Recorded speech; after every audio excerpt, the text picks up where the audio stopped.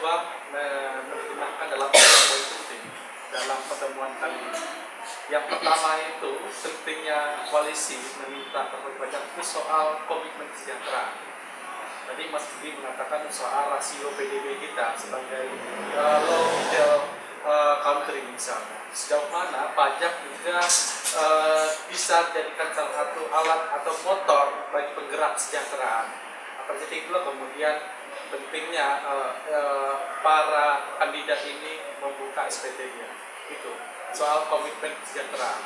Sejauh mana para capres ini mempunyai komitmen tidak hanya dalam artian retorika ansih, tapi juga dalam praktek di lapangan. Ini salah satu bentuk komitmen mereka. Itu. Yang kedua pasti soal transparansi atau akuntabilitas.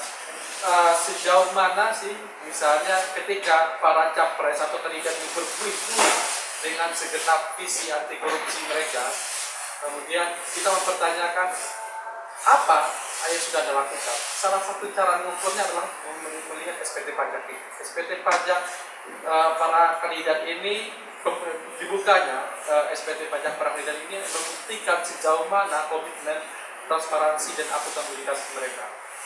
Yang ketiga ini yang perlu saya tambahkan sebenarnya, dibukanya soal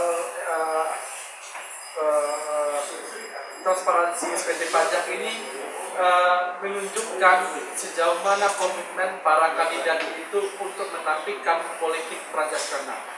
Anda bayangkan misalnya, seperti yang sudah misalnya ketika para pemimpin kita tidak clear dalam hal-hal kecil soal SPT pajak dan yang lainnya, itu menjadi alat bakar politik oleh para lawannya dan para sekutu-sekutunya untuk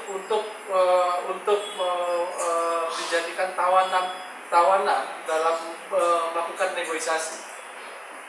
Kita tidak ingin atau belajarlah kira-kira dalam 5 tahun belakangan ketika para pemimpin kita di atas, para elit kita tidak clear untuk menunjukkan keseriusan mereka baik soal transparansi dan akuntabilitas, kemudian itu menjadikan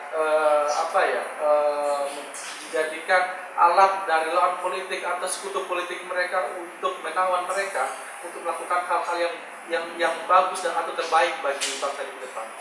Tentu saya pikir ini poin penting atau momentum penting bagi kita untuk memaksa mereka untuk selesaikan beberapa poin itu. Pertama soal komitmen kesejahteraan, yang kedua soal komitmen terhadap transparansi, yang ketiga komitmen mereka terhadap anti transaksional, politik. Saya pikir itu tambahan saya.